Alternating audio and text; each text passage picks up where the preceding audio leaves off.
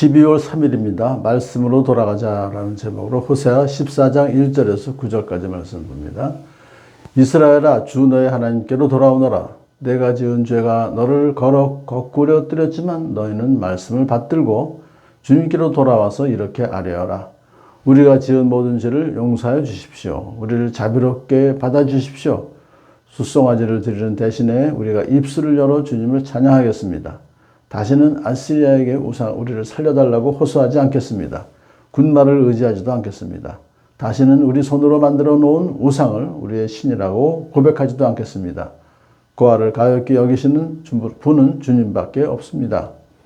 내가 그들의 반역하는 병을 고쳐주고 기꺼이 그들을 사랑하겠다. 그들에게 품었던 나의 분노가 이제는 다 풀렸다. 내가 이스라엘 위에 이슬처럼 내릴 것이니 이스라엘이 나의 꽃처럼 피고 레바논의 백향목처럼 뿌리를 내릴 것이다.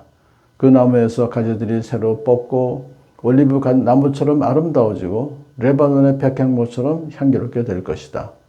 그들이 다시 내 그늘 밑에 살면서 농사를 지어서 곡식을 거둘 것이다. 포도나무처럼 꽃이 피고 레바논의 포도주처럼 유명해질 것이다. 에브라임이 고백할 것이다. 나는 이제 우상들과 아무 상관이 없습니다. 그러면 나는 그에게 응답할 것이다. 내가 너를 지켜주마. 나는 무성한 잣나무와 같으니 너는 필요한 생명의 열매를 나에게서 언제나 얻을 수 있을 것이다. 지혜로운 사람은 여기에 쓴 것을 깨달아라. 총명한 사람은 이것을 마음에 새겨라. 주님의 길은 올바르다. 의로운 백성은 그 길을 따라 살아가지만 죄인은 비틀거리며 넘어질 것이다. 아멘. 예언자 호세아가 백성들에게 간절히 이제 호소합니다. 이스라엘아, 주 너의 하나님께로 돌아오너라. 돌아올 때 어떻게 돌아오냐 하면 말씀을 받들고 돌아오라 그랬어요.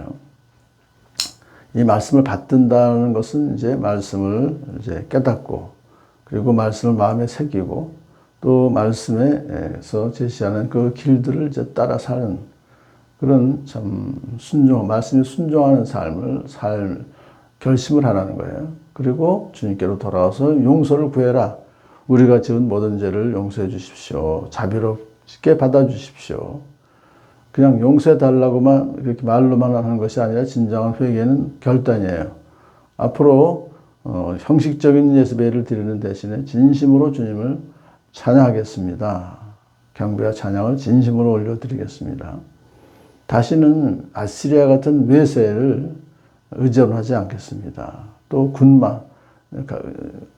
군마라고 하는 것은 군대죠. 우리가 갖고 있는 군사력을 의지하지도 않겠습니다. 세상 것들을 의지하지 않겠다 그 말씀이죠. 하나님만 의지하겠습니다.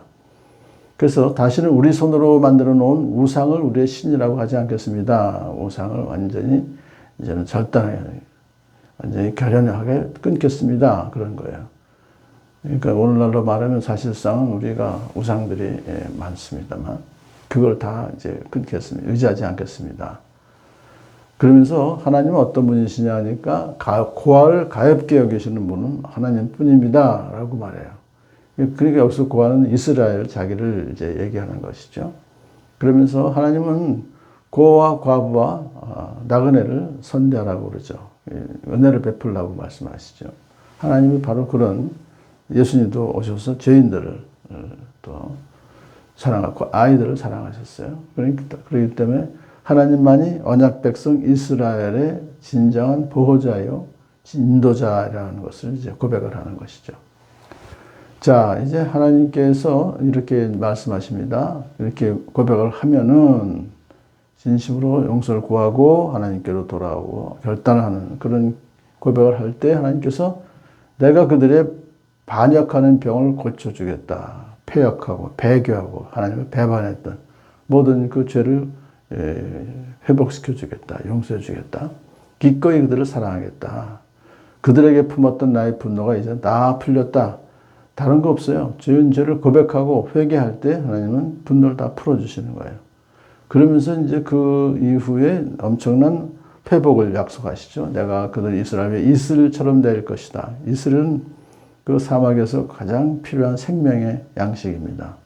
나무들, 식물들에게 그걸 내려줘서 그래서 이스라엘 날이 꽃처럼 피고 레바논의 백향목처럼 또 뿌리를 내리고 그래서 그 나무 가지들이 새로 뻗고 올리브 나무처럼 아름다워지고 레바논의 백향목처럼 향기롭게 될 것이다 라고 굉장히 중요한 회복의 그 농사 짓는 사람에게 가장 필요한 것인데 오늘날로 말하면 우리의 산업이 골고루 잘 발전하게 될 것이고 우리의 삶이 윤택하게 될 것이다. 포도나무처럼 그들이 다시 내 그늘 밑에 살면서 이 회복은 다시 하나님 밑에 살면서 하나님 밑에 산다는 것은 구절에 있는 것처럼 말씀을 쓴 것을 깨닫고 말씀을 새기고 또 말씀을 따라 살아가는 그런 삶을 말해요. 그러면 모든 것이 다 풍성해질 것이다 하면서 더 나아가서 에브라임이 고백할 것이다. 나는 이제 우상들과는 아무 상관이 없습니다. 우상을 끊는다는 걸 말이죠. 그래서 그럴 때에 이제 그러면 나는 그에게 응답할 것이다. 내가 너를 지켜주마. 예수님께서도 우리와 영원토록 함께 계시잖아요. 그러니까 나는 무성한 잣나무와 같으니 너는 필요한 생명의 양식 열매를 나에게서 언제나 얻을 수 있을 것이다. 생명의 열매는 그 말씀이잖아요. 이 말씀을 언제나 얻어서 우리가 생명의 양식인 말씀을 먹고 오늘도 주님께서 주시는 참된 엄청난 회복의 은총을 받아 누리며 살아가는 복된 하루 되기를 축복합니다.